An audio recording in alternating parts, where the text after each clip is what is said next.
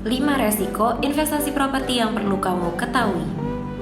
Investasi dalam bidang apapun pasti memiliki resiko yang harus kita ketahui sebelum terjun ke dalamnya. Tidak terkecuali investasi di bidang properti.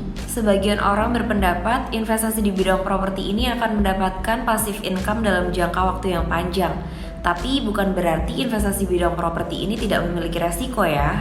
Lalu, apa saja resiko investasi properti yang perlu kita ketahui?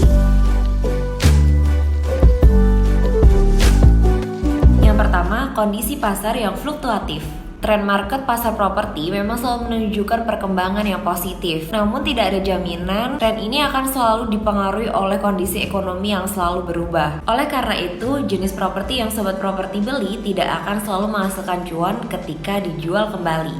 Yang kedua, lokasi yang kurang menjual. Dalam investasi properti, lokasi adalah faktor penentu. Ketika sobat properti memutuskan untuk membeli tanah dan bangunan, lokasi menjadi faktor utama yang harus dipertimbangkan.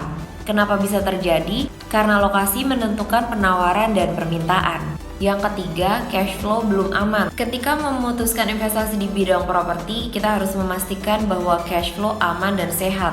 Proses pembelian sebuah properti selain membayarkan nominal sesuai harga beli, masih ada pengeluaran seperti biaya pajak, notaris PPAT, dan juga lain-lain.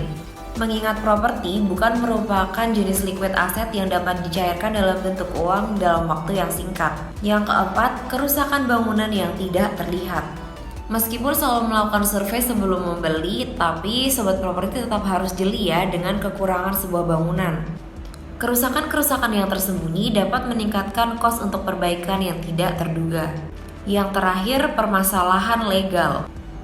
Untuk beberapa investor yang mengincar pembangunan seperti apartemen, hotel, ataupun guest house yang memiliki fasilitas seperti kolam renang, basement, ataupun bangunan vertikal lebih dari 3 tingkat, pengurusan izin ini akan sangat kompleks.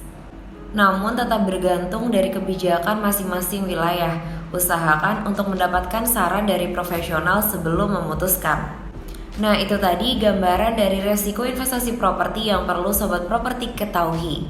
Buat sobat properti yang tertarik untuk investasi properti di Jogja, jangan lupa cek listing kita ya. Atau bisa hubungi customer service untuk informasi detailnya, kami siap bantu.